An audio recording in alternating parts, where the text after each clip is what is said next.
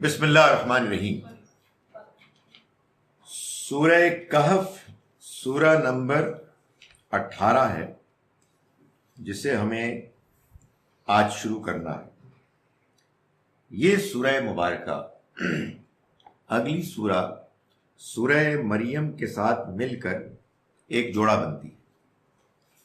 ان دونوں صورتوں کو پڑھ کر یہ معلوم ہوتا ہے کہ ان میں اللہ تعالیٰ نے ایک جانب ان لوگوں کو کہ جو انکار کر رہے تھے، غلط رویہ اختیار کر رہے تھے، ان کو خبردار کیا ہے، تو دوسری جانب اہل ایمان کی حوصلہ افزائی کی ہے اور ان کو خوشخبری سنائی ہے۔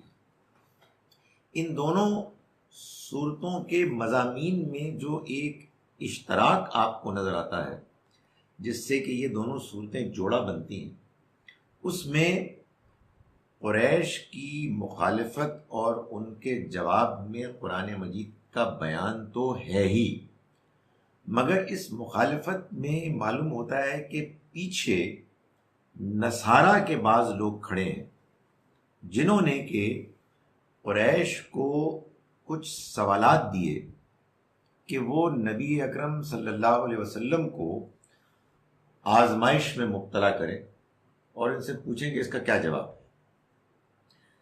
قرآن مجید نے ان سوالات کو، ان میں سے بعض کو بیان کیا، اس کا ظاہر صحیح جواب دیا، مگر ایسا جواب دیا کہ جس جواب کے بعد نہ صرف یہ کہ یہ واضح ہو گیا کہ یہ علم کہ جس کی بنیاد پر حضور لوگوں کے سامنے قرآن پیش کر رہے ہیں وہ ایک بے عیب علم ہے، بلکہ ساتھ ہی ساتھ جو اس وقت کے حالات تھے، ان حالات میں جو مسلمانوں کو رہنمائی درکار تھی، حیرت انگیز طریقے سے اللہ نے ان سوالات کے جوابات میں وہ رہنمائی بھی فراہم کی۔ ایک جانب جو لوگ پوچھ رہے تھے، شرارت کے تحت پوچھ رہے تھے، امتحان میں ڈالنے کے لیے پوچھ رہے تھے،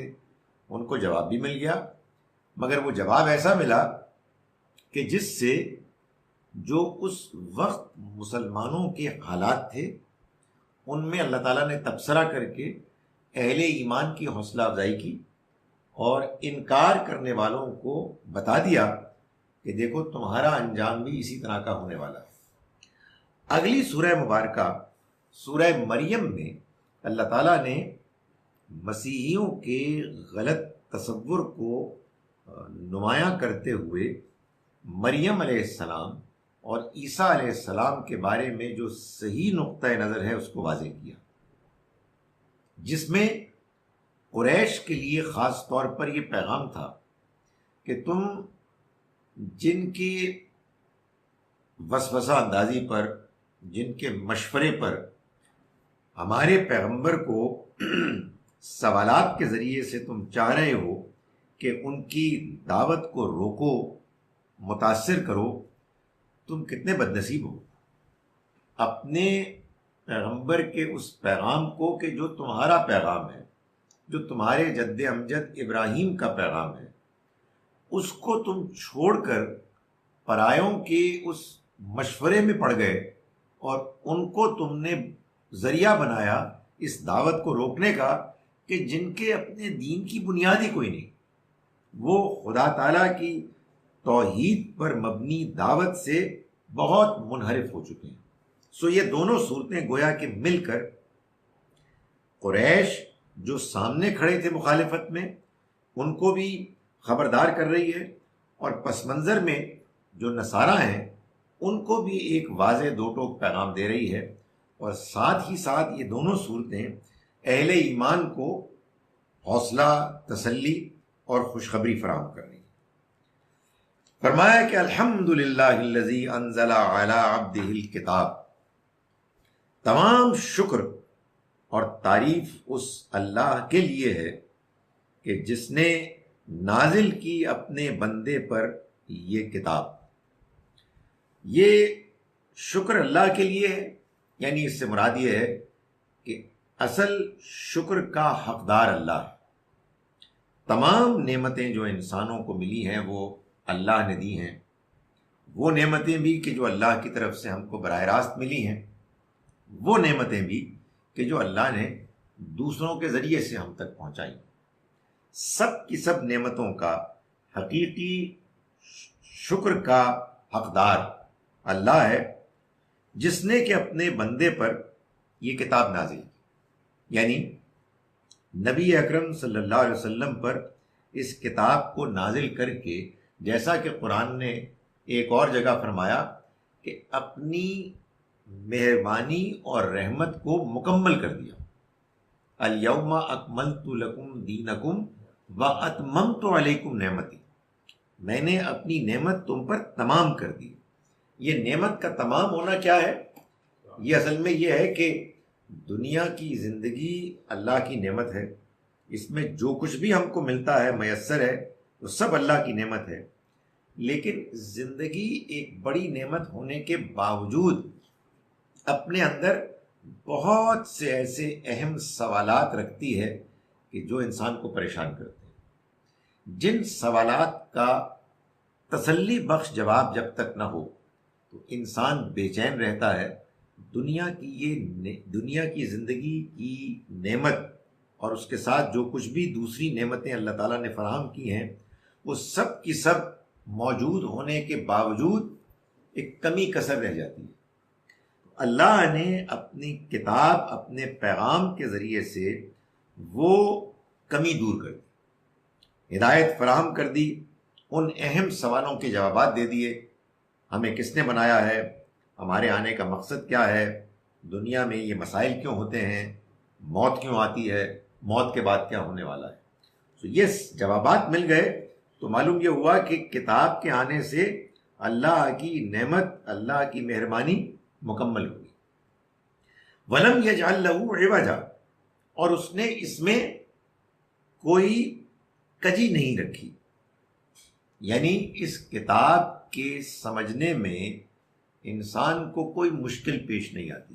یہ کتاب وہ کتاب ہے کہ جس میں جو بات بیان کی گئی ہے وہ بالکل واضح ہے، اس میں انسان کو کوئی اشتباہ نہیں ہوتا ہے، انسان پورے اطمینان اور اعتماد سے سمجھتا ہے کہ کیا بات کی جا رہی ہے۔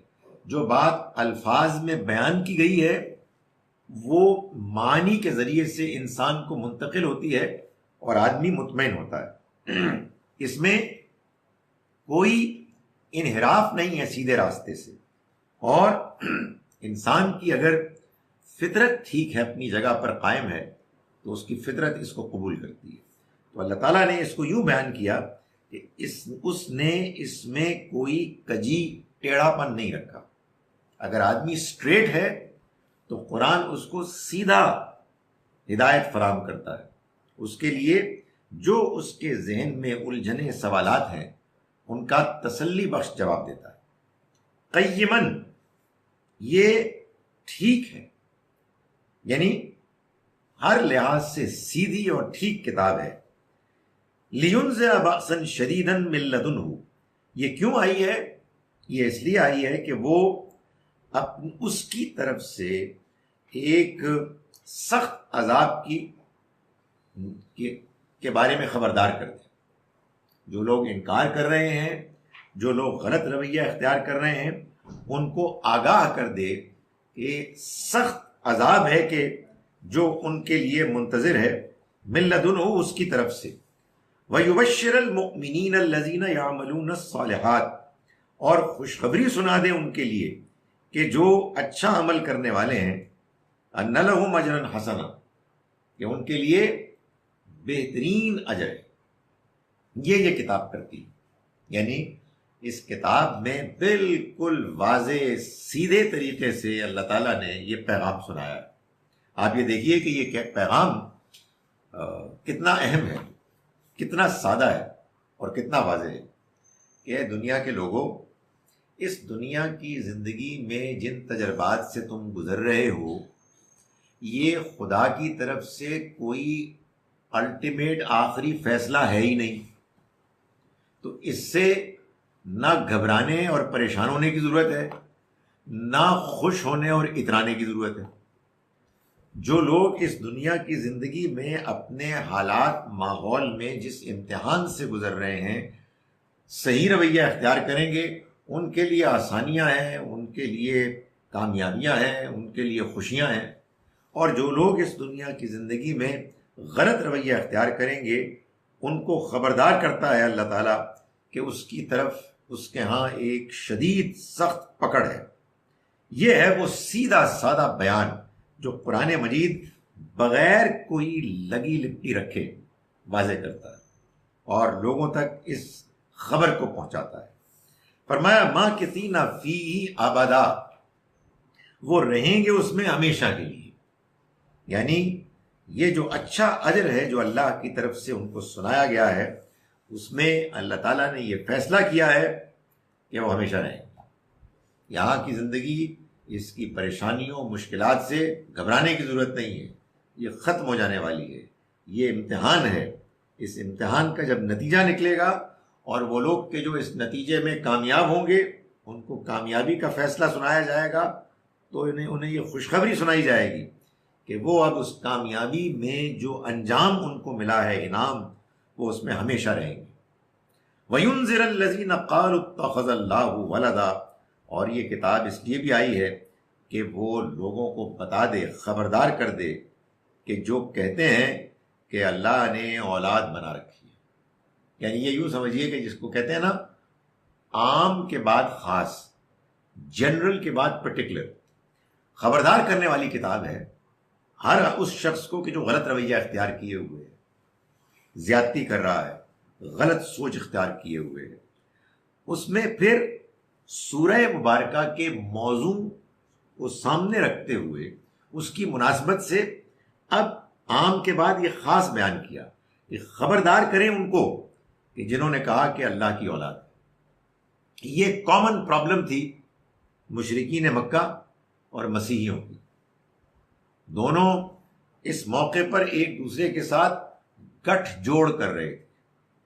اللہ تعالیٰ نے فرمایا کہ قرآن آیا ہی اسی لیے ہے، ان لوگوں کو کہ جو اللہ کی اولاد مانتے ہیں ان کو یہ خبردار کیا جائے کہ وہ خدا کے ہاں اس جھوٹ بولنے پر پکڑے جائیں گے۔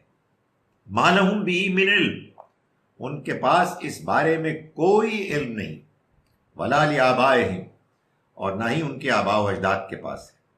یعنی مطلب یہ ہے کہ اگر آپ کو اللہ کے بارے میں کوئی دعویٰ کرنا ہے تو آپ کے پاس دعویٰ کرنے کا ثبوت کیا ہے؟ آپ کے پاس کیا کوئی عقلی بات ہے؟ یا آپ نے کہا کہ اس کائنات کا ایک خالق ہونا چاہیے اور اس خالق کا ایک بیٹا ہونا چاہیے؟ کیا کوئی عقل سے یہ بات معلوم ہوتی ہے؟ اگر عقل سے نہیں ہوتی ہے تو پھر آپ کے پاس کوئی نقل میں ثبوت ہونا چاہیے کہ اللہ نے خود سے اعلان کیا ہے کہ دیکھو میں اور میری فیملی، میری اولاد، ہم مل کے اس دنیا کو چلا رہے ہیں۔ تو اللہ تعالیٰ فرماتا ہے کہ ایسی کوئی بات کبھی اس نے بیان ہی نہیں کی، نہ انسان کی عقل میں یہ بات رکھی، نہ ہم نے اپنے پیغامات میں یہ بات بیان کی، نہ ان کے پاس، نہ ان کی آباء و اجداد کے پاس ایسی کوئی بات ہے۔ کبرت کلمتن تخرج من افواہہم، بہت بڑی، بہت سنگین بات ہے کہ جو ان کے منہوں سے نکلتی ہے۔ یعنی ان کو معلوم ہی نہیں ہے کہ یہ کیا بات کر رہے ہیں، انہیں اس بات کی سنگینی کا اندازہ نہیں ہے کہ خدا کی وہ اولاد مان رہے ہیں۔ ان یقولون الا کذبا، وہ نہیں کہتے کچھ بھی سوائے جھوٹ کے، محض جھوٹ بول رہے ہیں۔ سو قرآن مجید میں شرک کی مذمت اور اس میں سختی کی ایک بہت بڑا پہلو یہ ہے کہ شرک جھوٹ ہے۔ یہ ایک جھوٹا دعویٰ ہے جو بعض لوگوں نے کیا ہے، اور خدا تعالیٰ بتا رہا ہے کہ میں نے یہ بات کہیں نہیں کہی۔ یہ بات کسی صورت بھی انسان کو اپیل نہیں کر سکتی، اس کی کوئی بنیاد ہی نہیں ہے۔ اس کائنات کا ایک خالق ہے، ایک مالک ہے جو اس کا بنانے والا ہے، جو اس کو چلانے والا ہے۔ اس کا نہ کوئی باپ ہے، نہ اس کی کوئی اولاد ہے۔ تو فرمایا کہ یہ جھوٹ بول رہے ہیں۔ فَلَعَلَّكَ بَاخِعٌ نَفْسَكَ عَلَىٰ آثَارِهِمْ، تو شاید اے پیغمبر آپ اپنے آپ کو ہلاک کر دیں گے، عَلَىٰ آثَارِهِمْ، ان کے پیچھے ان لم یؤمنوا بہذا الحدیث، اگر یہ اس بات پر، اس پیغام پر ایمان نہ لائے، اسفا، غم کے مارے، تعسف میں۔ اس سے یہ معلوم ہوتا ہے کہ نبی اکرم صلی اللہ علیہ وسلم کے ہاں کس حد تک ان لوگوں کے لیے کہ جن کو آپ پیغام پہنچا رہے تھے، ہمدردی، ان کا درد تھا، ان کے بارے میں آپ کتنا زیادہ احساس رکھتے تھے، اور آپ کے اندر اس چیز کا بھی احساس تھا کہ یہ کام جو آپ کے سپرد کیا گیا ہے یہ ایک بڑی اہم ذمہ داری ہے۔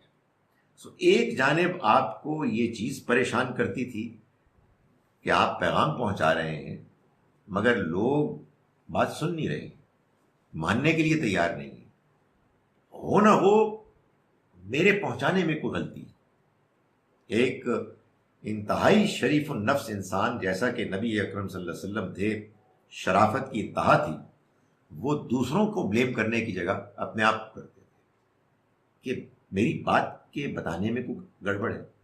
اور اس کے ساتھ ساتھ آپ کو یہ غم بھی لگا ہوا تھا کہ یہ جو بات میں بتا رہا ہوں یہ بڑی سنگین بات ہے، یہ کوئی مذاق نہیں ہے، کہ اس کے انکار کے نتیجے میں یقین کے ساتھ جانتا ہوں میرے اوپر یہ کلام نازل ہوا اللہ کا کہ یہ لوگ مارے جائیں گے، وہاں بھی پکڑے جائیں گے، اس سے پہلے یہاں پکڑے جائیں گے۔ تو یہ چیز تھی کہ جو حضور کو غمگین کرتی تھی، اور اللہ تعالیٰ نے آپ کو تسلی دی اور آپ کو یہ سمجھایا کہ کیا کر رہے ہیں آپ، معلوم ہوتا ہے کہ آپ تو اپنے آپ کو ہلاک کر دیں گے اس غم میں کہ یہ جو لوگ ہیں یہ اس بات کو ماننے کے لیے تیار نہیں، ماننے کی طرف مائل نہیں ہیں، ان کے اس رویے پر، ان کے پیچھے آپ اپنے آپ کو غم سے کہیں ہلاک نہ کر دیں۔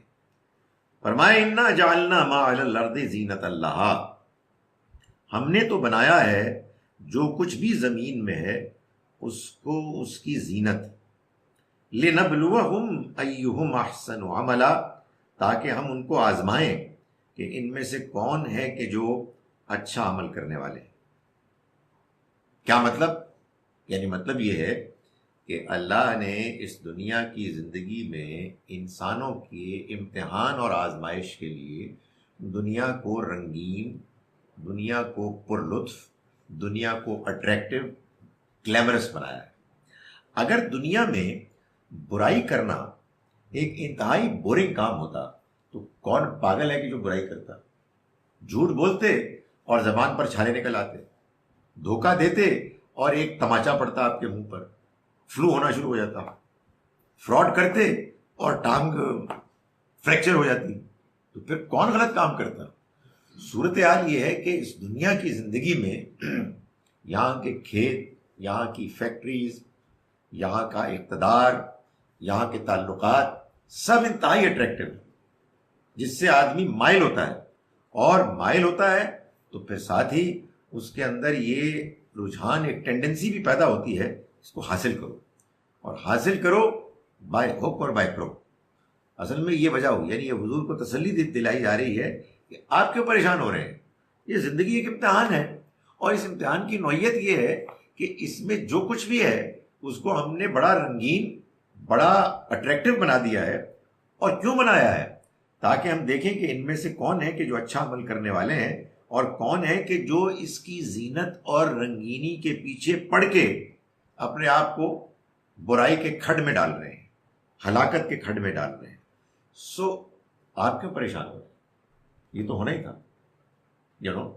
دنیا کی زندگی کے اس امتحان میں، جس میں برائی اٹریکٹیو ہے، جھوٹ بولنے سے پیسے ملتے ہیں، آدمی پاپولر ہوتا ہے، انسان کو رشوت لینے سے دولت ملتی ہے، انسان کو دوسرے لوگوں کے ساتھ زیادتی کرنے کے نتیجے میں اس کی جائیداد بڑھتی ہے، تو اس کی وجہ سے آدمی کام کرتا ہے۔ تو یہ دنیا کی زندگی کا امتحان ایسا ہی ہے۔ تو ہم نے ان کو آزمانے کے لیے اس زندگی کو بنایا ہے زینت والی، اٹریکٹیو۔ کیوں؟ تاکہ ہم دیکھیں کہ ان میں کون اچھا عمل کرنے والے ہیں، اس اٹریکٹیونیس کے باوجود سچ بولتے ہیں حالانکہ ان کو نقصان ہوتا ہے، حلال کماتے ہیں حالانکہ ان کو کم آمدنی ہوتی ہے، وغیرہ وغیرہ. یہ آزمائش ہے. وَإِنَّا لَجَاعِلُونَ مَا عَلَيْهَا صَعِيدًا جُرُزًا، اور اس میں جو کچھ بھی ہے یہ ایک دن ایک چٹیل میدان بننے والا ہے. یعنی انسان کے اوپر یہ افسوس ہے کہ وہ جس زندگی، دنیا کی زندگی کے پیچھے پڑ کے، اس کو ریجھ کے، اس کو بہت بڑا سمجھ کے وہ اس کے پیچھے چل پڑا ہے، اور وہ حق اور باطل، سچ اور جھوٹ میں تمیز کرنے کے لیے تیار نہیں ہے. اس بیوقوف نادان کو یہ اندازہ نہیں ہے کہ یہ زمین، یہ دنیا جو اٹریکٹیو ہے، ایک دن بالکل چٹیل میدان بن جائے گی، کچھ بھی نہیں رہے گا اس میں. تو یہ انسانوں کو معلوم نہیں ہے. تو انسان کیا کرتے ہیں؟ جو نقد ہے، جو فوراً ملنے والا ہے، اس کے پیچھے پڑتا ہے، اور جو ادھار ہے، جو بعد میں آنے والا ہے، اس کو اگنور کرتا ہے. یہی بات ہے جو قرآن مجید نے بار بار کہی ہے، کلا بل تحبون العاجلہ. نہیں، اصل میں بات یہ ہے کہ تم پسند کرتے ہو جو تمہیں فوراً ملنے والی چیز ہے، عاجلہ. وتذرون الآخرہ، اور تم نظر انداز کرتے ہو اس کو کہ جو بعد میں آنے والی ہے. اصل میں یہی سارا امتحان ہے. تو یہ دی تو اصل میں تسلی حضور کو ہے، لیکن زندگی کی ساری آزمائش کو اللہ تعالیٰ نے واضح کر دیا ہے کہ بندہ اصل میں غلط کام کیوں کرتا ہے، گمراہ کیوں ہوتا ہے، گمراہی کے کاموں میں آگے کیوں بڑھتا ہے. اس لیے کہ دنیا کی زندگی میں اس کو جو امیجیٹ فائدے ہیں، جو ٹیمپرری نیچر کے ہیں، وہ اٹریکٹ کرتے ہیں، اور وہی ہیں کہ جن کو کرنے میں اس کو غلط کام کرنے پڑتے ہیں. اور جو صحیح رویہ ہے اس کا نتیجہ فوراً نہیں نکلتا بالعموم، اس کے لیے آدمی کو انتظار کرنا پڑے گا آخرت کا. تو یہ سب کچھ ختم ہونے والا ہے، یہ ان کو آپ بتا دیجئے. آپ کو ان کے اس رویے پر غم کرنے کی کوئی ضرورت نہیں. ام حسبت ان اصحاب الکہف والرقیم، کیا تمہارا خیال ہے کہ یہ کہف والے اور رقیم والے، کانوا من آیاتنا عجبا، یہ ہماری نشانیوں میں سے بہت عجیب نشانی تھے. یعنی معلوم یہ ہوتا ہے کہ بعض مسیحیوں نے یہ پوچھوایا کہ وہ غار والے، ان کا کیا قصہ تھا. اب ظاہر ہے کہ یہ قصہ وہ قصہ تھا کہ جو عرب میں معروف نہیں تھا. تو یہ ایک اچھا سوال تھا کہ بھائی اس کا جواب دیکھیں کیسے دیتے ہیں. تو اگر یہ غار والے وہی ہیں کہ جن کو کہ عام طور پر 7 سلیپرز کہا گیا ہے، تو یہ معلوم ہوتا ہے کہ کہیں ٹرکی کے ویسٹ میں، ویسٹرن کوسٹ میں ایک شہر ہے کہ جس میں مسیح علیہ السلام کے بعد نبی صلی اللہ علیہ وسلم سے پہلے کوئی اراؤنڈ بٹوین 3rd سینچری 250 میں ایک بادشاہ تھا رومن، کہ جو مشرک تھا اور بڑا سخت تھا. اس دوران میں مسیحی مبلغ آئے، انہوں نے توحید کی دعوت دی. اس پر تعجب نہ ہو آپ کو، مسیحی موحد ہوتے تھے. یہ تو بعد میں زیادہ غلبہ ہو گیا سینٹ پال کے ماننے والوں کا، ورنہ مسیح علیہ السلام کی دعوت توحید خالص کی دعوت تھی. تو انہوں نے دعوت دی، کچھ لوگ مسلمان ہوئے، مسلمان یعنی مسیح علیہ السلام کے پیغام کے ماننے والے ہوئے. معلوم یہ ہوتا ہے کہ ان میں بعض نوجوان تھے، بڑے اچھے قابل احترام خاندانوں سے تعلق رکھتے تھے. نوجوانوں نے اس پیغام کو ایسا ایبزارب کیا اپنے اندر کہ انہوں نے اپنے اس بستی میں، شہر میں دعوت پھیلا دی. وہ دعوت اتنی افیکٹو ہو گئی کہ بادشاہ کو محسوس ہوا کہ یہ تو لوگوں کو متاثر کر رہے ہیں. سو ایک شدید رد عمل، اس کا بڑا شدید خدشہ ہوا کہ ان کو بہت پرسیکیوٹ کیا جائے گا، شاید ان کو رجم کر دیا جائے. چنانچہ پھر یہ نکلے وہاں سے اور انہوں نے غار میں پناہ لی، اور اس کے بعد وہ واقعات ہوئے کہ جن کو اب قرآن مجید بیان کر رہا ہے. تو آغاز ایسے کیا کہ تمہارا کیا خیال ہے کہ یہ جو کچھ ہوا یہ بڑی عجیب نشانیاں نہیں تھیں؟ یہاں سے بات شروع کی. کہف غار کو کہتے ہیں، بڑی غار.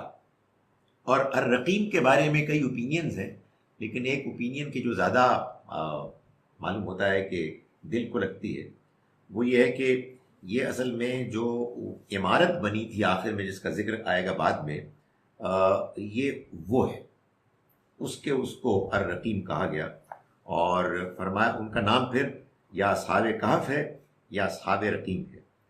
کانوا من آیاتنا عجبا اذ اول فتیۃ الی الکہف. یہ اس وقت کی بات ہے کہ جب نوجوانوں نے غار میں پناہ لی.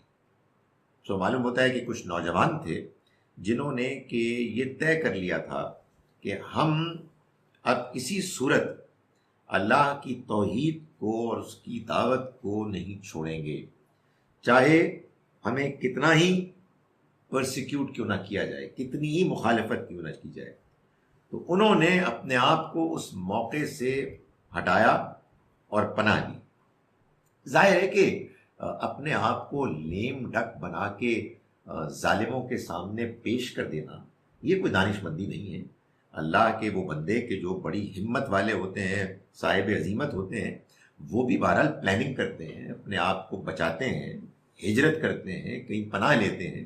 سو اسی طرح سے نوجوانوں نے پناہ لی غار میں. فقالوا ربنا آتنا من لدنک رحمہ. پھر انہوں نے کہا، یعنی دعا کی، اے ہمارے رب ہمیں عطا فرما خاص اپنے پاس سے رحمت، وہیئ لنا من امرنا رشدا، اور ہمارے لیے رہنمائی فرما ہمارے اس معاملے میں. یعنی ہم جس آزمائش میں مبتلا ہو گئے ہیں، اس آزمائش میں اب تو خاص اپنی طرف سے ہمارے لیے رحمت اور عنایت بھی نازل فرما اور ہمارے لیے رہنمائی بھی نازل فرما، ہمیں بتا کہ ہم کیا کریں.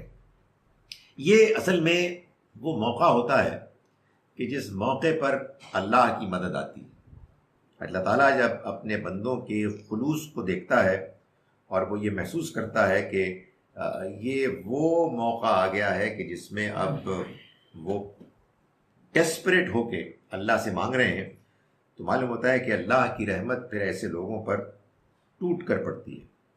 فضربنا علی آذانہم فی الکہف سنین عددا. پھر ہم نے ان کے کانوں کو تھپک دیا غار میں سنین عددا، کئی سالوں کے لیے. یہ معلوم ہوتا ہے کہ اب ایک محاورہ ہے سلانے کے لیے، نرمی کے ساتھ، محبت کے ساتھ، نیند میں مبتلا کرنے کے لیے. غالباً یہ اسی سے بنا ہے محاورہ کہ بچوں کو عام طور پر سلاتے ہیں تو ان کے کانوں میں ہلکی ہلکی تھپکی دیتی ہے. سو یہاں یہ اسی کو بیان کیا کہ فضربنا علی آذانہم، ہم نے ان کے کانوں پر تھپکی دی، یعنی ہم نے ان کو سلا دیا. فی الکہف، اس غار میں، سنین عددا، چند سالوں کے لیے. یعنی آگے چل کے معلوم ہوگا کہ یہ وہی چند سال تھے کہ جس میں وہ جابر بادشاہ ختم ہوا، نئے حکمران آئے کہ جو توحید کے قائل ماننے والے ان کے فینس تھے، اور صورتحال بالکل بدل گئی. ثم بعثناہم، پھر ہم نے ان کو اٹھایا، لنعلم، جس کا یہ نتیجہ نکلا کہ ہم جانیں. یہ لام عام طور پر آتا ہے اس لیے کہ تاکہ، اس لیے کہ، لیکن بعض اوقات یہ اس مقصد کے لیے بھی آتا ہے، غائب کی لام، اس کا نتیجہ یہ نکلے. تو ہم نے پھر ان کو اٹھایا، لنعلم، کہ دیکھیں، ای الحزبین، دونوں گروہوں میں سے کون سا ہے، احصیٰ لما لبثوا امدا، کہ جس نے ان کی مدت قیام ٹھیک طرح سے شماری کی. سو ہم نے ان کو اٹھایا تو اس اٹھانے میں ایک نتیجہ یہ نکلا کہ لوگوں کے درمیان یہ ڈسپیوٹ ہوا کہ کتنا عرصہ رہے. تو اس ڈسپیوٹ میں پھر ظاہر ہے کہ ایک نقطۂ نظر جو تھا وہ دوسرے کے مقابلے میں صحیح نکلا.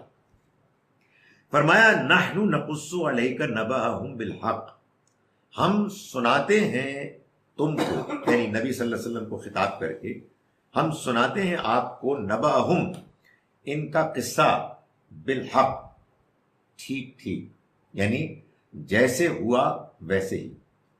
کیا مطلب؟ قصہ تو آپ سنانا شروع کر دیا تھا، قصہ تو درمیان میں ہے، تو ہم سناتے ہیں کیا مطلب؟ یہ معلوم ہوتا ہے کہ یہ پریزنٹیشن کا ایک سٹائل ہے کہ آپ اس سے پہلے کہ بات کو ذرا اس کی تفصیل میں بیان کریں، اس کی ایک سمری بیان کریں۔ تو پہلی چند آیات ہیں کہ جو اس قصے کا سمرائزڈ ورژن ہے، تو اس کو بیان کرنے کے بعد اب اللہ تعالیٰ فرما رہے ہیں کہ اب ہم آپ کو پوری بات بتاتے ہیں۔ اس سمری کا فائدہ یہ ہوتا ہے کہ آپ قصے میں اگر کچھ طوالت ہے تو اس کا جو اصل جو پرپز ہے وہ ذہن میں رہے۔ سو بات کو پہلے ایک سمرائزڈ ورژن میں بیان کرنے کے بعد اب اللہ تعالیٰ فرما رہے ہیں کہ ہم سناتے ہیں آپ کو ان کا قصہ، ان کی سرگزشت بالکل ٹھیک، یعنی صحیح جیسے ہوئی۔ انہم فتیۃ آمنوا بربہم، یہ کچھ نوجوان تھے جو ایمان لائے اپنے رب پر، وزدناہم ہدا، اور ہم نے ان کی ہدایت میں اضافہ کیا۔ یہ وہ بات ہے کہ جو پہلے بھی بیان ہوئی کہ اللہ تعالیٰ یہ کرتے ہیں کہ جب بندہ اللہ پر ایمان لاتا ہے اور ایمان لانے کے بعد وہ ڈٹرمنڈ ہوتا ہے کہ میں نے اس کے راستے پر چلنا ہے، تو پھر خدا تعالیٰ اس کا بندوبست کرتے ہیں کہ اس کے ایمان میں اضافہ ہو۔ اس کے ایمان میں اضافہ ہو یعنی ہدایت میں اضافہ ہو، اللہ پر بھروسے میں اضافہ ہو، اپنے موقف کے سچ ہونے اور اس پر کھڑا رہنے کا ارادہ مضبوط ہو۔ تو اللہ تعالیٰ فرمایا کہ وہ ایمان لائے، ہم نے ان کے لیے ہدایت میں اضافہ کیا۔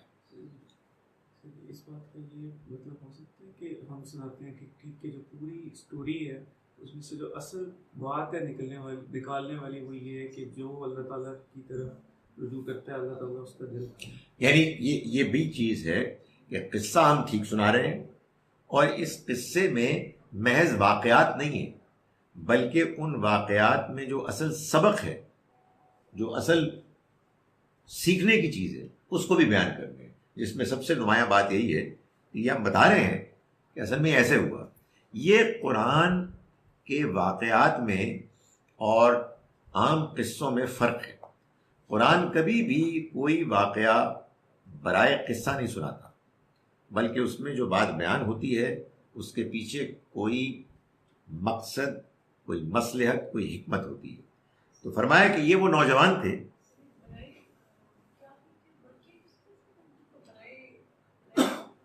برائے کیا کہا؟ کہانی برائے کہانی ہوتی ہے۔ اس کا مطلب یہ ہے کہ آپ کو بس مزے کی بات بتائی جا رہی ہے، آپ اس میں بہت زیادہ انوالوڈ ہو گئے ہیں۔ سوپ اوپرا ہے، آج کہانی ایک جگہ ختم ہوئی کہ آپ اب ٹینس ہو، سسپینس ہو کہ آگے کیا ہونے والا ہے، مگر کوئی سبق وبق کوئی نہیں ہے۔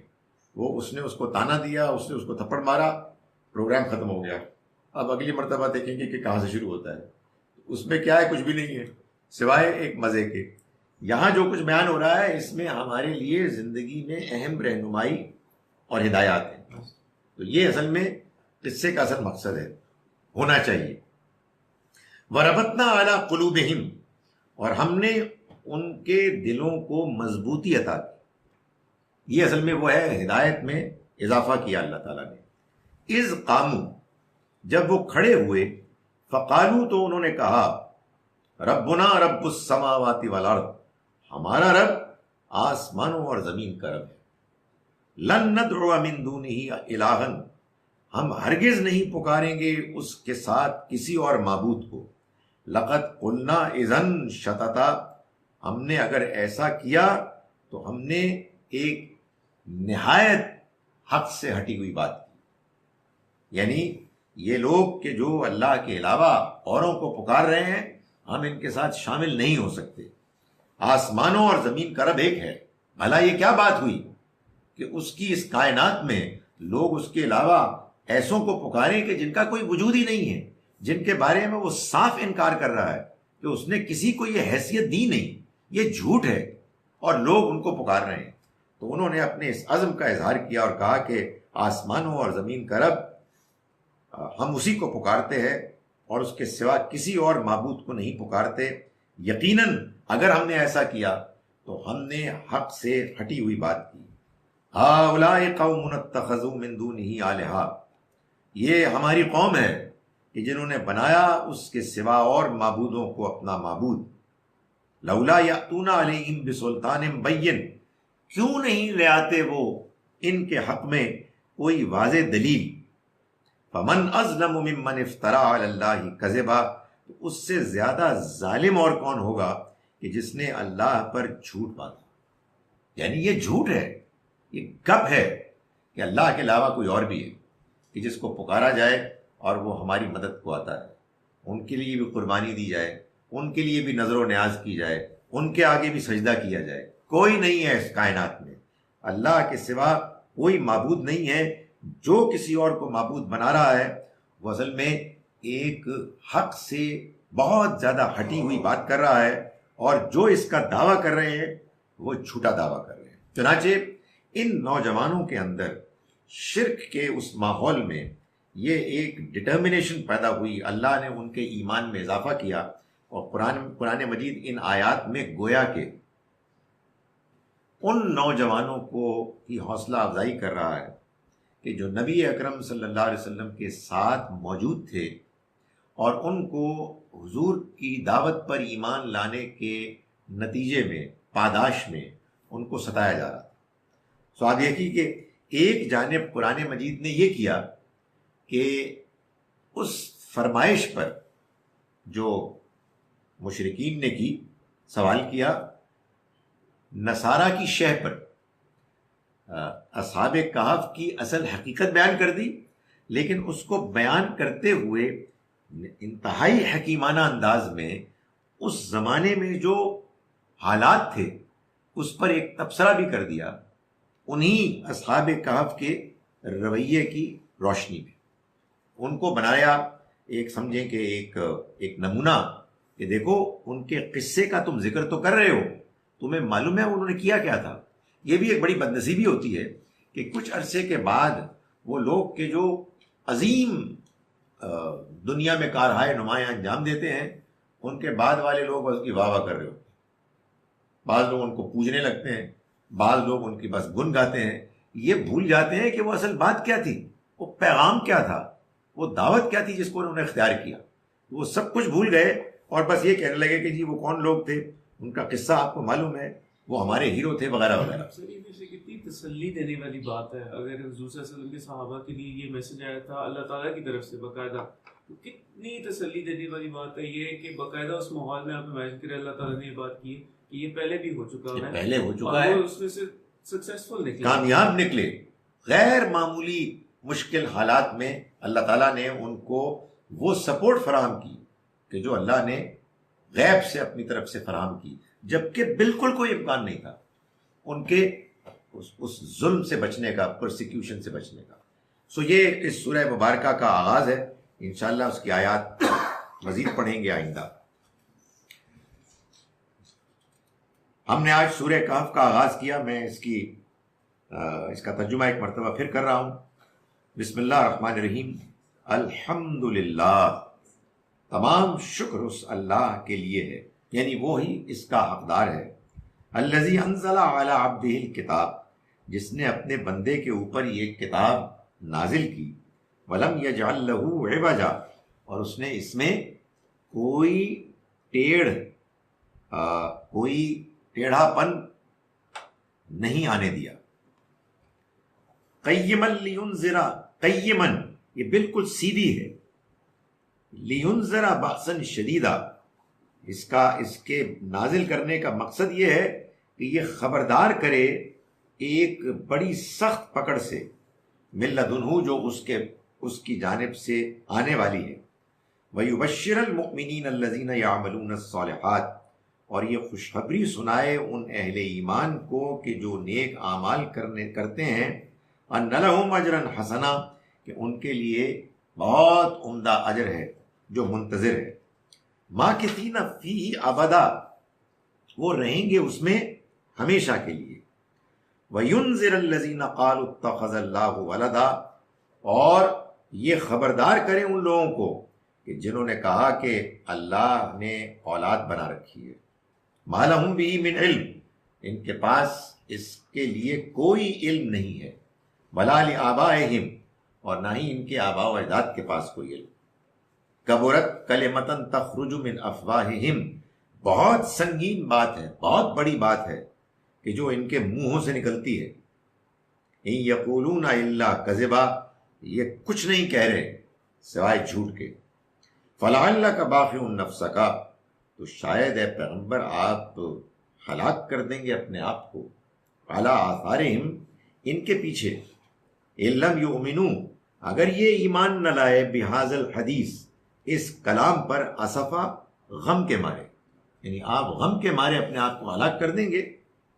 انا جعلنا ما علی الارض زینۃ لہا، آپ ان پر غم نہ کیجئے، جان لیجئے کہ ہم نے تو بنایا ہے جو کچھ بھی زمین میں ہے، زینت اللہ، اس کی زینت، خوشنمائی، لنبلوہم، تاکہ ہم ان کو آزمائیں، ایہم احسن عملا، کہ ان میں سے کون اچھا عمل کرنے والا، یعنی مقصد یہ ہے کہ اس آزمائش میں یہ نالائق ناکام ہو گئے تو آپ کیوں پریشان ہو رہے ہیں؟ یہ تو ہم نے ان کو اس امتحان میں ڈالا جس میں انہوں نے اپنے لیے پسند کیا اس دنیا کی زندگی کی زینت کو، تو اب یہ اپنے انجام کو پہنچ رہے ہیں۔ وَإِنَّا لَجَاعِلُونَ مَا عَلَيْهَا سَيِّدًا جُرُزًا، اور ان کو اس بات کا اندازہ نہیں ہے کہ یہ جس دنیا کی رنگینی کے پیچھے پاگل ہو رہے ہیں، ہم اس کو ایک دن چٹیل میدان بنانے والے ہیں، اس میں کچھ بھی نہیں رہے گا۔ ام حسبت ان اصحاب الکہف والرقیم، تو آپ کا کیا خیال ہے کہ یہ غار والے یعنی رقیم والے، کانوا من آیاتنا عجبا، یہ ان کی بہت نشانیاں عجیب تھیں، یعنی یہ بڑی عجیب نشانیاں تھیں ان کی، معلوم ہے کیوں؟ از اول فتیتو، یہ اس موقع کی بات ہے کہ جب پناہ لی نوجوانوں نے، الی الکہف، غار میں، فقالو، پھر انہوں نے کہا، دعا کی، ربنا آتنا من لدنک رحمہ، اے ہمارے رب تو دے ہمیں خاص اپنے پاس سے رحمت، وہیئ لنا من امرنا رشدا، اور ہمیں اپنے پاس سے مہیا کر ہمارے اس معاملے میں رہنمائی، ہمیں گائیڈ کر۔ فضربنا علی آذانہم فی الکہف سنین عددا، تو ہم نے تھپکا کے انہیں سلا دیا غار میں کئی سالوں کے لیے۔ ثم بعثناہم، پھر ہم نے ان کو اٹھایا، لنعلم، جس کا نتیجہ یہ نکلا کہ ہم دیکھیں، ای الحزبین کے دو گروہوں میں سے کون سا، احصا لما لبثوا امدا، ان کے ٹھہرنے کی مدت کے شمار میں زیادہ صحیح ہے، زیادہ ٹھیک ہے۔ نحن نقص علیک نبأہم بالحق، ہم سناتے ہیں آپ کو ان کا قصہ ٹھیک ٹھیک جیسا کہ وہ تھا، اس کی سبق کے ساتھ۔ انہم فتیتن، وہ کچھ نوجوان تھے، آمنوا بربہم، جو ایمان لائے اپنے رب پر، وزدناہم ہدا، اور ہم نے ان کی ہدایت میں اضافہ کیا، وربطنا علی قلوبہم، اور ہم نے ان کے دلوں کو مضبوط کر دیا، دلوں کو مضبوط کر دیا، کانفیڈنس دلا دیا۔ آپ سوچئے ساری بات ہی کانفیڈنس کی ہوتی ہے، آدمی گھبرایا ہو، پریشان ہو، ستیہ ناز ہو جاتا ہے، کچھ بھی نہیں کر سکتا، اور آدمی کے اندر اعتماد ہو جاتا ہے، میں آئی ول فیس ایوری تھنگ۔ تو ربطنا علی قلوبہم، ہم نے ان کے دلوں کو مضبوط کر دیا، اذ قاموا، جب وہ کھڑے ہوئے، فقالوا، پھر انہوں نے کہا، ربنا رب السماوات والارض، ہمارا رب آسمانوں اور زمین کا رب ہے، لن ندعو من دونہ الہا، ہم اس کے سوا کسی معبود کو نہیں پکاریں گے، لقد قلنا اذا شططا، ہم نے اگر ایسا کیا تو ہم نے بات کہی وہ کہ جو حق سے انتہائی ہٹی ہوئی ہوگی۔ ہؤلاء قوم اتخذوا من دونہ آلہہ، یہ ہماری قوم ہے کہ جنہوں نے بنا لیا اس کے سوا اور معبودوں کو اپنا الہ۔ لولا یأتون علیہم بسلطان بین، کیوں نہیں آخر لے آتے اپنے اس موقف کے حق میں کوئی واضح دلیل۔ فمن اظلم ممن افترى علی اللہ کذبا، تو اس سے زیادہ ظالم اور کون ہوگا کہ جو اللہ پر جھوٹ باندھے، افترا کرے۔ اقول قولی ھذا واستغفر اللہ سر جس طرح آپ نے ذکر کیا کہ اب دو جوڑا صورتیں ہیں سورہ کہف اور سورہ مریم، جی جس طرح پچھلی دونوں میں سورہ نحل اور بنی اسرائیل میں دیکھ رہے تھے کہ زیادہ ذکر اور روح سخن جو ہے وہ یہود کی طرف ہے، تو اب نصارہ کی طرف. کیا بات ہے، آپ نے ایک اور نقطہ پیدا کیا، بالکل صحیح ہے. ان دونوں کا رخ ایسے لگتا ہے ایسے ہی، کیونکہ اس میں جتنی باتیں ہیں کہ وہ حضرت عیسیٰ کے حواری اور ان کے بعد ان کے ماننے والوں تو یہ بڑی بڑی عمدہ بات آپ نے کی ماشاءاللہ، کہ پیچھے جو جوڑا تھا یعنی بنی اسرائیل اور النحل، اس میں دو چیزیں بڑی نمایاں تھیں. ایک سورہ نحل میں اخلاقی اصولوں کا خلاصہ اور بنی اسرائیل میں اس کی تفصیل، اور نحل میں یہودیوں کے رویے کے بارے میں بیان، اور بنی اسرائیل میں اس میں مزید تفصیل. یہاں یہی معاملہ نصارہ کے حوالے سے ہو رہا ہے. How come the Bible that was written by Saint Paul has always been considered the word of God, and even among Muslims considered the same with alterations? Was the original Bible that was revealed to Hazrat Isa never preserved? نہیں یوں دیکھیے، یہ دو باتیں ہیں. جو new testament ہے نا، اس کے دو حصے ہیں. نیو ٹیسٹمنٹ کا جو پہلا حصہ ہے وہ گاسپلز پر مبنی ہے، یعنی اناجیل جو چار ہیں، Matthew, Mark, Luke and John. یہ تو انجیل ہے، اس میں سینٹ پال نہیں ہے، اس میں مسیح علیہ السلام ہے. سینٹ پال اس کے بعد. اور اب یہ نہ پوچھیں کہ وہ کیسے چھا گئے. آپ اپنی تاریخ پر غور فرمائیے تو یہاں بھی بہت کچھ ہوا ہے. لوگوں کو قرآن سے کتنوں کو دلچسپی ہے، اور کتنے لوگ ہیں کہ جو اور چیزوں میں زیادہ انٹرسٹڈ ہیں. تو دنیا کی یہ ٹریجڈی تو رہی ہے کہ جو پیغام حق ہے اس کو اس کی بالکل واضح شکل میں ماننے والے لوگ زیادہ نہیں ہوتے. وہاں بھی یہی رہا، یہاں بھی یہی رہا. جو حضرت عثمان نے کی تھی کمپائلیشن سارے قرآن پاک کی، اس کو وہ ایز این ایشو ریز کرتے ہیں جو دوسرے فیتھس کے بھی، کہ اس مومنٹ کے بعد بھی قرآن پاک واز ناٹ لیفٹ اینڈ. حضرت عثمان نے کیا کیا؟ حضرت عثمان نے کچھ نہیں کیا. اگر حضرت عثمان نے قرآن جمع کیا ہوتا تو آپ یہ بتائیے کہ مثال کے طور پر ہمارے شیعہ بھائی جو ہے وہ اس قرآن کو مانتے؟ یہ ایک گپ ہے جو مشہور ہو گئی ہے.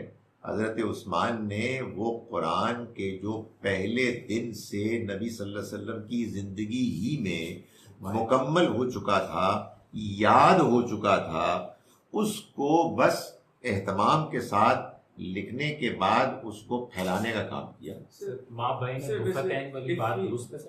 وہ بھی پہلے نسخہ تھا لیکن ذرا اہتمام کے ساتھ اس کو آفیشلی کر دیا گیا.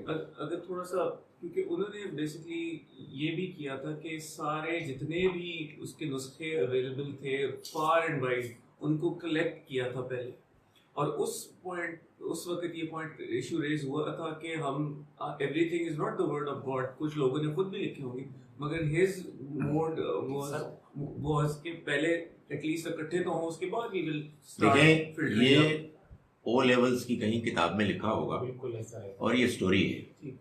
یہ سٹوری کچھ صحیح اور کچھ غلط ہے. میں اس پوری سٹوری کو صحیح مان لیتا ہوں. تو انہوں نے کیا کیا ہوگا؟ انہوں نے کیا، دیکھیں اس پروسیس کو سمجھیں. قرآن مجید نبی صلی اللہ علیہ وسلم نے مسلمانوں کو پڑھ کر سنایا، مسلمانوں نے اس کو یاد کیا. حضور کو تو یاد ہوا ہی تھا، جبریل علیہ السلام پڑھ کر سناتے تھے، رمضان مبارک میں وہ پڑھتے، آپ پیچھے پیچھے پڑھتے. یہ قرآن کی پریزرویشن کا اللہ تعالیٰ نے اہتمام فرمایا. یہ قرآن مجید مسلمانوں کے سینوں میں تھا، اس کو لوگ لکھتے بھی تھے، اور یہ پھر باقاعدہ ایک کتابی شکل میں لکھا گیا، اس کو کئی نسخوں میں لکھ کر آگے پھیلایا گیا. یہ پروسیس ہونا ہی تھا، مگر اس پروسیس میں کوئی نئی بات نہیں آئی. اب یہ بات کہ جو باقی چیزیں لکھی ہوئی تھیں ان کو ضائع کیا گیا، بہت اچھا کیا گیا. اس کی وجہ یہ کہ اس سے تو کنفیوژن پیدا ہونا تھا. بھائی ایک وہ قرآن ہے کہ جس کو یاد کر لیا گیا، ایک اس کا ایک آفیشیل نسخہ بنایا گیا، اس کے پھر نسخے اور بنائے گئے، ان کو پھیلایا گیا. ادھر سے ایک بھائی کسی نے کچھ لکھ دیا تھا، وہ بھی ان کے پاس نوٹس ہیں، تو ان نوٹس کی موجودگی کے نتیجے میں کنفیوژن کا احتمال تھا. اس لیے یہ ایک بڑا اچھا ایڈمنسٹریٹو ڈیسیشن تھا. مگر جو خدائی فیصلہ تھا پہلے دن سے حضور کی زندگی میں ہو گیا. یہ ہمارے ہاں بڑی انفارچونیٹ بات ہے جس کے نتیجے میں بہت اور مسئلے پیدا ہو جاتے ہیں. سر مولانا اسرار کہا کرتے تھے اس میں کہ ان کے ایک بیان قرآن میں نے سنا تو اس میں کہ یہ جو لفظ جامع القرآن ہے جو ہمارے خطبوں میں بہت زیادہ کہا جاتا ہے وہ ہم بچپن سے سن کر وہ اتنا کیونکہ کچھ بہت سارے ہم لگاتے ہیں نا لاہ کے بھی بہت اپنے خلفائے راشدین کے لیے، تو وہ حضرت عثمان کے نام آتے ہی ذو النورین بھی اور جامع القرآن بھی، تو وہ بات اتنی انگریو ہو چکی ہے کہ یہ بات اب اس کو ختم کرنا ہے اس کانسیپٹ کو.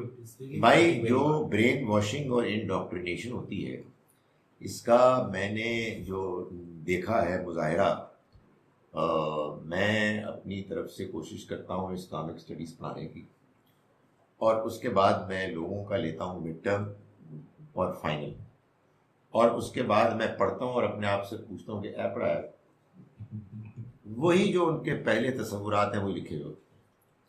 یعنی میں ان سے یہ ہاتھ جوڑ کے کہتا ہوں آپ لٹرلی کہ دیکھو مجھے ٹو دا پوائنٹ جواب دینا، یہ مت لکھنا کہ as you know Islam is a complete code of life. جیسا کہ آپ کو معلوم ہے دین ایک مکمل ضابطہ ہے، میں یا پلیز یہ نکلا، آپ یقین جانیں یہی لکھا ہوتا ہے. اس لیے کہ وہ ان کے ذہنوں میں ایسے راسخ کر دی گئی یہ چیز. تو یہ جو لرننگ پروسیس میں سب سے امپورٹنٹ ایلیمنٹ ہے ان لرن کرنے کا، یہ ہوتا ہی نہیں ہے. لوگوں کو دلچسپی نہیں ہے. یہ نہیں بات کہ لوگ انٹیلیجنٹ نہیں، they don't take it seriously. جو ایک مرتبہ سن لیا بس وہ کافی ہے، یار ہمیں تنگ نہ کرو یار، وہی ہم نے سن لیا تو بڑی بات ہے یار، تو مزید ہمارے پیچھے پڑ گئے. یہ ایٹیچیوڈ ہے. جی ابو جہل بالکل.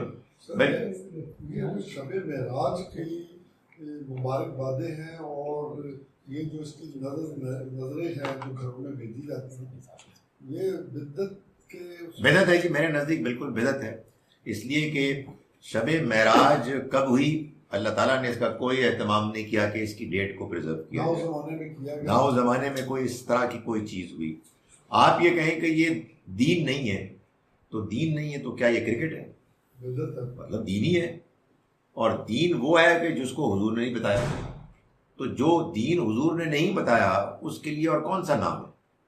تو اب دیکھیں بعض لوگ بس وہ چونکہ جو چیز لوگوں کے لیے ٹریڈیشن بن گئی ہے وہ اس ٹریڈیشن کو کویسچن ہونے سے انکار کرتے ہیں. اور انہوں لوگوں نے تو آج روزہ بھی رکھا. لوگ روزے سے ہیں، لوگوں نے ساری رات جاگے ہیں. وہ وجہ کیا؟ دیکھیں یہی تو مسئلہ ہوتا ہے. وجہ یہ ہے یہ دین ہے، لوگوں کے یہاں دین ہے. لوگوں کو یہ بات ہی سمجھ میں نہیں آتی کہ دین محمد صلی اللہ علیہ وسلم کے علاوہ کوئی دے ہی نہیں سکتا. یہ دین حضور نے نہیں دیا، مگر لوگوں کے اندر اس سے کوئی جذبات نہیں پیدا ہوتے. بھائی میرے بڑے تو کرتے تھے نا. تو اب اس بحث میں کیا کیا جا سکتا ہے سوائے اس کے کہ آدمی کہے کہ آگے چلو. جی جی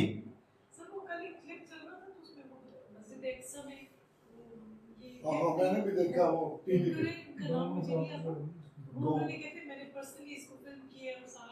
وہ بتا رہے تھے کہ وہاں سے نبی صلی اللہ علیہ وسلم جو ہے وہاں سے وہ آسمانوں کی طرف گئے تھے اور سارا وہ بغیر وہاں انہوں نے وہ ڈیمارکیٹ کی ہوئی ہے جگہ. ویسے آپ سے شیئر کر رہی ہوں. گزارش یہ ہے کہ نبی صلی اللہ علیہ وسلم کے اس سفر کے بارے میں قرآن مجید میں جو بتایا گیا ہے وہ مسجد حرام سے مسجد اقصیٰ تک ہے. کوئی وجہ ہے نا. معلوم یہ ہوا کہ اس سفر کی اصل یہی ہے. باقی بھی ہے، اس کا انکار نہیں ہے، مگر وہ ضمنی چیز ہے. نمبر 1 یہ آیت نمبر 1 میں ہے. آیت نمبر 60 میں یہ بتا دیا گیا کہ وہ رویا ہے. اور عربی زبان میں رویا اور رویت یعنی دیکھنا، جس کو آپ کہتے ہیں رویت ہلال، یہ دونوں الگ الگ چیزیں ہیں. بعض اوقات بعض لوگ انفارچونیٹلی اس میں گھپلا کرتے ہیں. کیوں کرتے ہیں؟ اس لیے کہ وہ معراج کے واقعے کو جسمانی واقعہ بیان کرنے سے فیسنیٹ ہوتے ہیں. کیوں ہوتے ہیں؟ یہ بھی اس بندہ ناچیز کی اوپینین سن لیں. اس لیے کہ مسلمانوں نے یہ طے کیا ہے، یہ آواز میں سنی، مسلمانوں نے کیا ہوا ہے طے کہ نبی اکرم صلی اللہ علیہ وسلم پیغمبروں میں سب سے افضل. نبیوں کے سردار ہیں. موسیٰ علیہ السلام نے تو صرف کلام کیا نا آواز میں. یہ کیا بات ہوئی؟ ہمارے پیغمبر تو پہنچ گئے وہاں. تو یہ جذبہ ہے. اب اس جذبے کو ہم کیا کریں؟ یعنی جب جذبات آ جائے تو عقل تو بیچاری ویسے ہی فوت ہو جاتی ہے، اس میں اس کو سمجھنے کی تو لوگوں کو کوئی دلچسپی نہیں ہوتی. تو میں سمجھتا ہوں کہ آگے چلنا چاہیے. یہ سوال ہے کہ کیا حضرت مریم موسیٰ علیہ السلام کی بہن تھی؟ یہ سوال اس لیے کیا گیا ہے کہ سورہ مریم میں غالباً یہ کہا گیا جب آپ کے ہاں اولاد ہوئی، مسیح علیہ السلام ہوئے، تو لوگوں نے کہا یا اختہ ہارون، اے ہارون کی بہن. اصل میں معلوم یہ ہوتا ہے کہ یہ ایک انداز بیان تھا اس زمانے میں، عربی میں بھی ان کے ہاں بھی، کہ جب کوئی شخص کسی پیچھے سے بڑے بزرگ کے خاندان میں سے ہوتا تو ان کو ایسے بھی پکار لیا جاتا. تو مریم علیہ السلام چونکہ ہارون علیہ السلام کے خاندان میں سے تھی تو ان کو وہ حوالہ دیا گیا. یعنی یہ وہ اوکیزن ہے کہ جب ان کو اللہ معاف کرے شرمندہ کرنے کے لیے کہ بھائی تم تو بڑے ہی معزز خاندان میں سے ہو، تو یہ تم نے کیا کیا.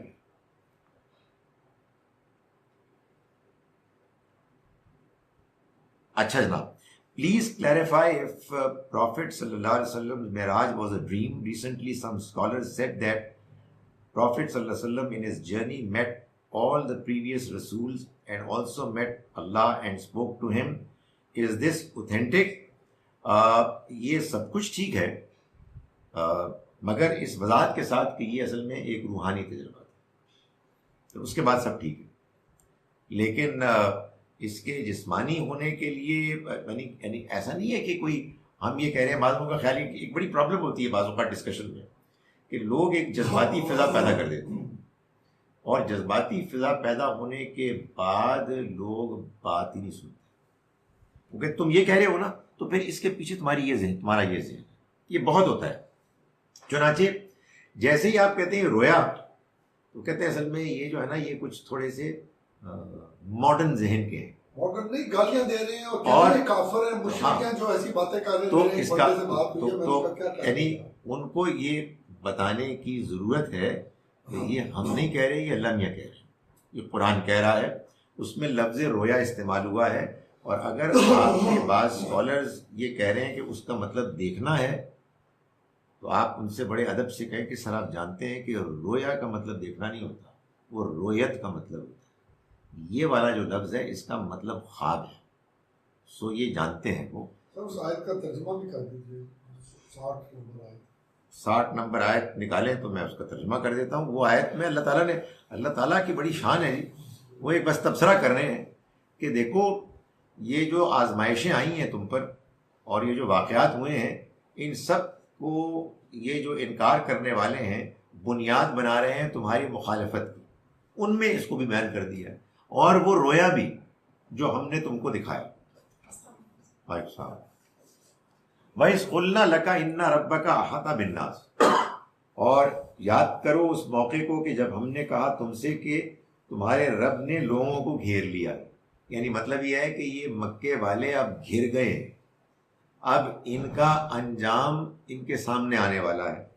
وَمَا جَعَلْنَا الرُّؤْيَا الَّتِي أَرَيْنَاكَ إِلَّا فِتْنَةً لِلنَّاسِ، اور جو ہم نے رویا دکھایا آپ کو وہ بھی بس ایک انسانوں کے لیے آزمائش تھی. یعنی جیسے یہ ایک آزمائش بنی کہ ہم نے کہا کہ لوگوں کو گھیر دیا، اسی طرح سے یہ رویا بنا جو ہم نے آپ کو دکھایا. وَالشَّجَرَةَ الْمَلْعُونَةَ فِي الْقُرْآنِ، اور وہ شجر زقوم جو ملعونہ ہے وہ بھی قرآن میں بیان کیا گیا تھا. اس کو بھی لوگوں نے ایک مذاق، ٹھٹے اور مخالفت کو بڑھانے کا ایک ذریعہ بنا دیا. وَنُخَوِّفُهُمْ، اور ہم ان کو ڈراتے ہیں. فَمَا يَزِيدُهُمْ إِلَّا طُغْيَانًا كَبِيرًا، مگر ان میں اضافہ نہیں ہوتا مگر اور زیادہ بڑی سرکشی کا. یعنی یہ ہے نا زقوم کا درخت، یہ قرآن مجید میں بیان ہوا ہے کہ جہنم میں یہ ایک درخت ہوگا کہ جو ہوگا تو سبز، مگر یہ انتہائی منحوس ہوگا، ملعونہ ہوگا، اور لوگ اس میں کھائیں گے لیکن بھوک ان کی نہیں مٹے گی. بلکہ ان کے اندر تکلیف ہوگی تو لوگوں نے اس کو مذاق کا ذریعہ بنا دیا کہ بھلا یہ کیا بات ہوئی، ایک جگہ آپ کہہ رہے ہیں کہ آگ ہے، دوسری جگہ کہہ رہے ہیں درخت ہے، تو یہ کیسے ہو سکتا ہے؟ اس طرح کی باتیں. When someone loses a child or any difficulties, it reminded me of Prophet Khizr in this surah when he killed a kid and gave explanation. It makes me stronger about everything. Allah knows the best. بالکل صحیح فرمایا آپ نے، اس میں کوئی شک نہیں ہے کہ یہ آگے واقعہ آنے والا ہے. نو ساؤنڈ، ٹھیک ہے، I don't know, I am sure آپ سن رہے ہوں گے کہ وہ واقعہ آ رہا ہے آگے، جس واقعے میں اللہ تعالیٰ نے یہ بات سمجھائی ہے کہ اس دنیا میں جو کچھ بھی ہوتا ہے اس کو تم دیکھ کر تجربہ کر کے نہ تو مایوس ہو نہ آپے سے باہر ہو، اس لیے کہ تمہیں تو انکمپلیٹ پکچر معلوم ہے. اللہ تعالیٰ کے ہاں جو پکچر ہے وہ کمپلیٹ ہے. چنانچہ جب تمہیں پوری بات سامنے آ جائے تمہارے تو تمہیں تسلی ہو جائے گی. لیکن تمہیں جس آزمائش میں ڈالا گیا ہے اس میں اللہ تعالیٰ نے اس بات کا بھی اہتمام کیا ہے کہ تم کو تصویر کا ایک رخ دکھایا جائے جس سے تم گھبراتے ہو. اگر تمہیں اللہ پر بھروسہ اور اعتماد ہو اور تم یہ جانو کہ اللہ کے ہاں ہر کام میں حکمت ہے اور اللہ تعالیٰ تمہارا برا نہیں چاہتا اور یہ دنیا کی زندگی بس یہی زندگی نہیں ہے، اس کے بعد ایک آخرت آنے والی ہے، تو تم پورے اس کے اسپیکٹرم میں دیکھو تو تمہیں محسوس ہو کہ نہیں ٹھیک ہی ہوا ہے. لیکن کیونکہ ہم بہت محدود ویژن رکھتے ہیں، بہت تھوڑا دیکھ سکتے ہیں آگے، اس وجہ سے ہم گھبراتے ہیں اور پریشان ہوتے ہیں. تو آپ نے بالکل صحیح فرمایا. ٹھیک ہے، واپس جائیں. ہم قرآن کو کھلے ذہن سے کیسے پڑھیں جبکہ ہمارے پاس پہلے سے داستانوں کا کافی ذخیرہ موجود ہے؟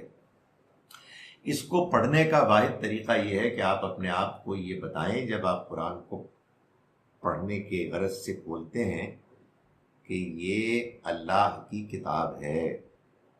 اس آسمان کے نیچے اگر کسی کتاب ٹیکسٹ کے بارے میں یقین کے ساتھ کہا جا سکتا ہے تو وہ یہ کتاب ہے. یہ کتاب خود اپنے بارے میں کہہ رہی ہے کہ یہ کسوٹی ہے، یعنی صحیح اور غلط، سچ اور گپ میں امتیاز کرنے والی. چنانچہ مجھے اس کتاب کو پوری اہمیت دینی ہے. باقی چیزوں کو، باقی معلومات کو جو مذہبی دینی معلومات ہے، اس کی روشنی میں دیکھنا ہے. یہ آپ کا سوال اہم ہے. میں نے بھی یہ بہت محسوس کیا ہے کہ لوگوں کی ایک بہت بڑی تعداد ایسی ہے کہ جن کے لیے یہ بات کافی ہے کہ ایک صاحب کوئی مذہبی بات کر رہے ہیں. اب ان کے لیے ہر مذہبی بات اللہ میاں کی بات. ابھی کل ہی کی بات ہے کہ ایک مسجد میں بیٹھا تھا، ایک مولوی صاحب نے گفتگو کا آغاز یہاں سے کیا کہ میں جو آپ کو یہ حدیث سنا رہا ہوں ویسے ہے تو یہ ضعیف مگر ہے یہ بڑی امپورٹنٹ. یعنی کیا بدتمیزی ہے آپ کے پاس، کتنا فالتو ٹائم ہے کہ نبی صلی اللہ علیہ وسلم کی طرف ایک ایسی بات کو منسوب کر رہے ہیں کہ جس کے بارے میں آپ شروع میں اعلان کر رہے ہیں کہ یہ مشکوک ہے. تو آپ کو قرآن پڑھنے کے لیے وقت نہیں ہے. سو لوگوں کی یہ بڑی پرابلمز ہیں. لیکن بہرحال یہ ہمیں اپنی ذہن کی تربیت کرنی ہے. یہ آزمائش ہے کہ اللہ تعالیٰ یہ بتا رہے ہیں کہ یہ اللہ کی کتاب ہے کہ جو اس لیے آئی ہے لِيَحْكُمَ بَيْنَهُمْ فِي مَا اخْتَلَفُوا فِيهِ، کہ یہ فیصلہ کرے ان کے درمیان ان معاملات کے بارے میں جن میں انہوں نے اختلاف کیا. مذہبی معاملات میں اختلافات کا فیصلہ قرآن کرنے کے لیے آیا ہے. تو آپ کو قرآن کو ایسے پڑھنا چاہیے جیسے کہ اس کا حق ہے. دوسری کتابوں کو اول تو اگر آپ کے پاس ٹائم ہے تو تبھی پڑھے، پتہ نہیں کہاں سے ٹائم آتا ہے. یعنی قرآن کو پہلے آپ نے سمجھ لیا ہے. جب آپ دوسری چیزوں کو زیادہ پڑھیں گے تو قرآن کیسے سمجھ میں آئے گا؟ اور اگر آپ نے پہلے اس کو سمجھ لیا ہے اس کو ان لرن کریں، اس کو ذہن سے نکالیں اور قرآن کو ٹھہر ٹھہر کر کرٹیکلی تدبر کے ساتھ پڑھیں. اور جو معلومات آپ کے پاس اس سے پہلے موجود ہے آپ اس کو کوشچن کریں کہ بھائی قرآن تو یہ کہہ رہا ہے، تو پھر یہ معلومات کہاں سے آئی؟ قرآن تو کہہ رہا ہے کہ ابراہیم علیہ السلام نے اسماعیل علیہ السلام کو پہلی مرتبہ اللہ کا گھر بنانے کے بعد مکے میں چھوڑا. تو پھر یہ زمزم کا قصہ کہاں سے آ گیا کہ جس میں وہ شیرخوار بچے ہونے کی حیثیت سے ایڑیاں رگڑ رہے تھے؟ تو کوشچن کریں نا آپ. ورنہ آپ قرآن کو کیوں پڑھ رہے ہیں؟ یہ اللہ کی کتاب ہے کہ جو ہر عیب سے پاک ہے، اس میں کوئی چیز خارج سے نہیں آ سکتی۔ میں یہ کہتا ہوں کہ اللہ تعالیٰ اپنی کتاب کی خود تعریف کرتے ہیں۔ کیوں کرتے ہیں؟ اس لیے کہ اللہ تعالیٰ کو یہ معلوم تھا کہ اس تعریف کی ضرورت ہے، بندوں کو اس کا احساس نہیں ہوگا کہ اللہ کی کتاب جو ہے بڑی زبردست کتاب ہے، بار بار بتانے کی ضرورت پیش آتی ہے۔ Is it not correct that he met Allah and spoke to him? How can scholars say this? Scholars حضرات اللہ تعالیٰ ان کو ان کے درجات بلند کرے، ان کو صحیح بات کرنے کی مزید توفیق دے۔ انہوں نے جب یہ بات طے کر لی کہ نبی صلی اللہ علیہ وسلم جسمانی طور پر معراج پر آسمانوں پر گئے اور انہوں نے اللہ سے ملاقات کی، انہوں نے طے کر لیا قرآن کے باہر۔ اس کے بعد وہ قرآن میں داخل ہوئے تو انہیں ایسی آیات مل گئیں کہ جو ان باتوں کے عین مطابق نکلی۔ وہ باتیں کدھر تھیں؟ وہ باتیں سورہ نجم میں تھیں۔ سورہ نجم میں جو باتیں بیان ہوئی ہیں وہ اصل میں نبی اکرم صلی اللہ علیہ وسلم کی پہلی 2 وحی کے تجربات ہیں، جس میں آپ کی ملاقات حضرت جبرائیل سے ہوئی۔ تو وہ جو ملاقات ہے اس میں جو کچھ بیان ہوا ہے وہ لوگوں نے اللہ تعالیٰ سے ملاقات بنا دی۔ تو اب اس کا کیا کیا جا سکتا ہے؟ آپ سورہ نجم پڑھیں دیانتداری سے، اس کا ترجمہ آپ کو خود معلوم ہو جائے گا کہ وہاں نبی صلی اللہ علیہ وسلم کی اللہ سے ملاقات بیان ہی نہیں ہوئی ہے، وہ تو حضرت جبرائیل سے بیان ہوئی ہے۔ وَكَانَ قَابَ قَوْسَيْنِ أَوْ أَدْنَىٰ، 2 کمانوں سے بلکہ اس سے بھی قریب آ گئے۔ وہ 2 کمانوں اور اس سے بھی قریب آنے کو اللہ تعالیٰ کے ساتھ انہوں نے کر لیا۔ تو اس کا کیا کیا جا سکتا ہے؟ اس لیے اصل میں اس چیز کی بڑی ضرورت ہے کہ ہم یہ ساری باتیں قرآن کی روشنی میں سمجھیں۔ Why are we made confused by learned scholars? Because they themselves are confused. سورہ زخرف میں حضرت عیسیٰ کو قیامت کی نشانی کہا گیا ہے۔ اس کا مطلب کیا ہے؟ اس کا مطلب یہ ہے کہ جب عیسیٰ علیہ السلام بغیر باپ کے پیدا ہو سکتے ہیں تو اللہ تعالیٰ لوگوں کو ان کی موت کے بعد دوبارہ زندہ کیوں نہیں کر سکتا؟ خدا کے تو اختیار میں سب کچھ ہے۔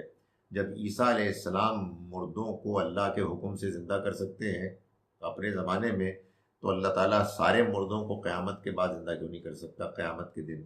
جب عیسیٰ علیہ السلام ایک پرندے کا پتلا بنا کر اس کو پھونک مارتے ہیں اور وہ اڑنے لگتا ہے اللہ کے حکم سے، تو پھر قیامت کے روز اللہ تعالیٰ یہ نظارہ کیوں نہیں دکھا سکتا؟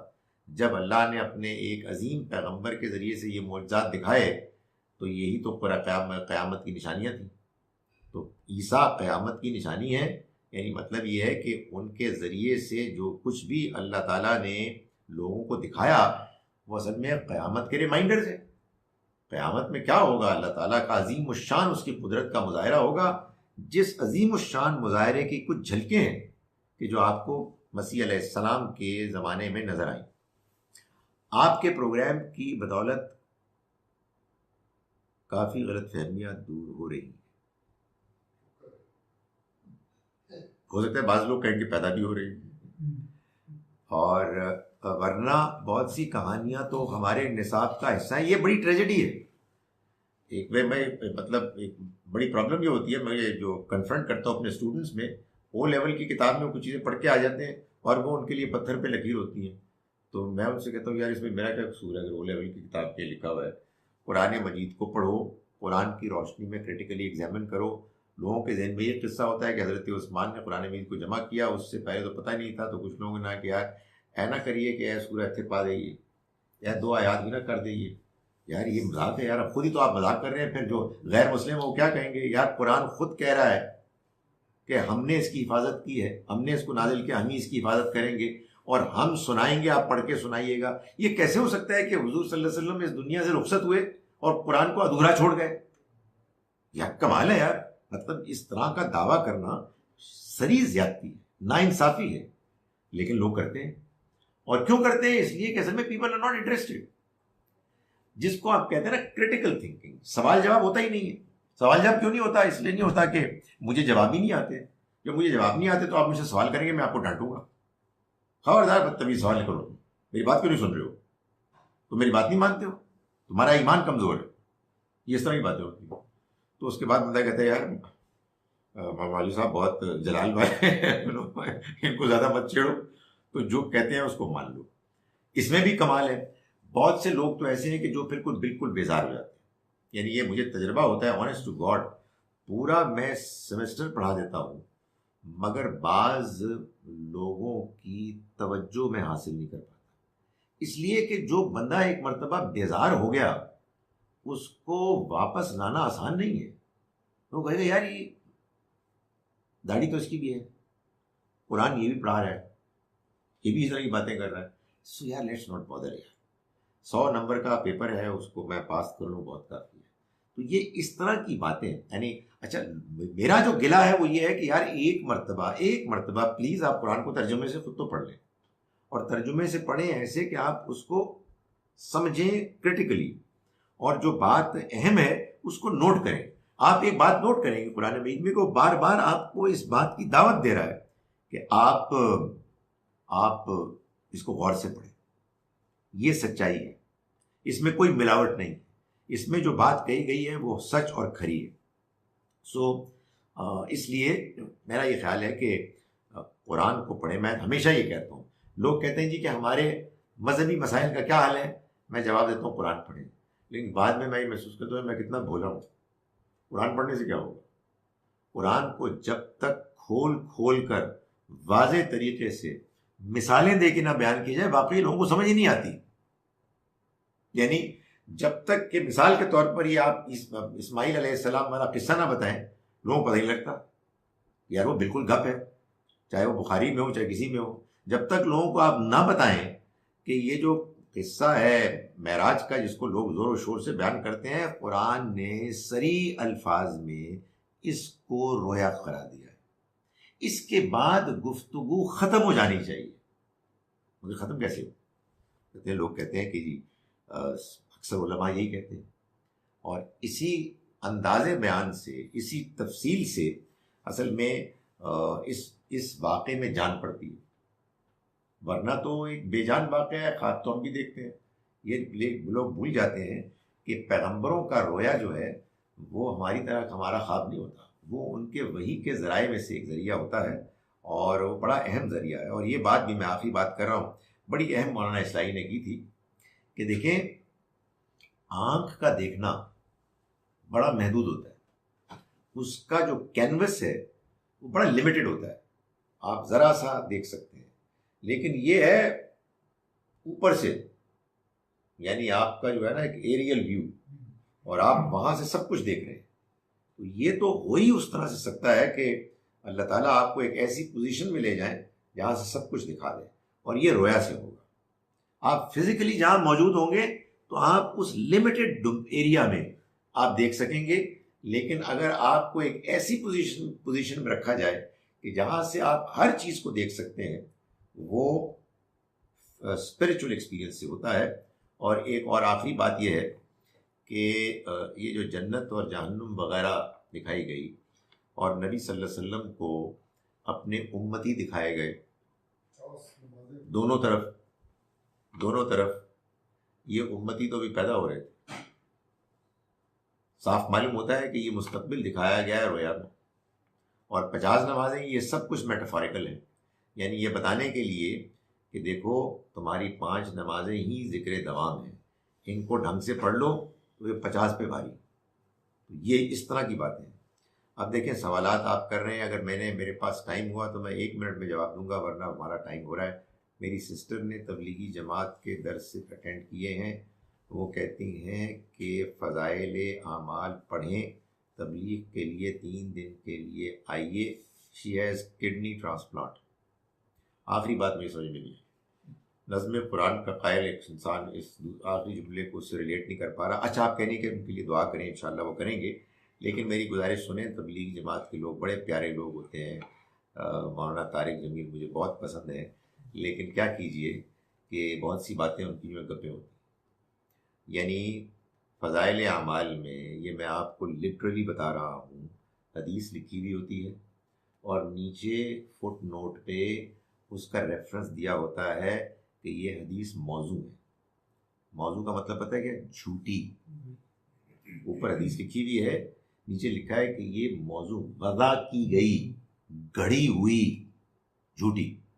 سو وہ جو ہمارے بعض محدثین نے جب کام شروع کیا نا تو انہوں نے یہ بتایا کہ ہم نے جب تحقیق کی راویوں کی تو اب ہم آپ کو بتا سکتے ہیں کہ بعض لوگ ایسے ہیں کہ جو مسجد نبوی میں عبادت کے لیے جاتے ہیں اور وقت صرف کرتے ہیں، بڑے عبادت میں پرہیزگار ہیں، لیکن حدیث کے معاملے میں چھوٹے ہیں۔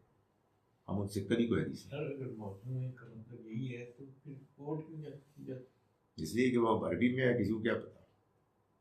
وہ کہتے ہیں کہ جی نام جب لے لیا گیا ہے تو بس کافی ہے۔ میں نے بتایا پہلی ماڈل شر کی قسم سر، یہ دیکھیں سب سے بڑا شر ہے ایموشنلزم، ایگزیجریشن، آنکھیں بند کر کے ماننا۔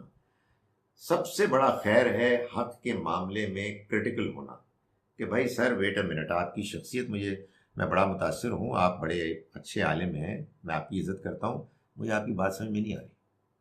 یہ ہمارے یہاں ہمت ہی نہیں ہے۔ بھائی حضرت فرما رہے ہیں تو وہ کیسے غلط ہو سکتا ہے؟ تو یہ اس طرح کے مسائل ہیں۔ سر ایک میں بیچ میں لاسٹ میرا ہے کہ یہ جو نمازیں تھیں یہ تو اس شب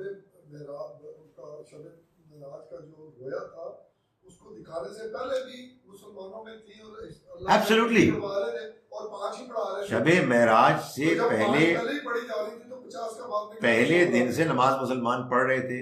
یہ وہ نماز ہے کہ جو پچھلے پیغمبر بھی سارے پڑھ رہے تھے، تو یہ شب معراج میں نماز کہاں سے آ گئی؟ اگر وہاں کوئی ذکر ہے تو وہ ایک ہی ہو سکتا ہے، اور وہ یہ ہے کہ اللہ تعالیٰ نے ایک خاص تمثیلی انداز میں میٹافوریکلی یہ بات سمجھائی کہ یہ تمہاری 5 نمازیں 50 کے برابر ہیں، اس طرح سے۔ چلیں جی، اقول قولی ھذا واستغفر اللہ۔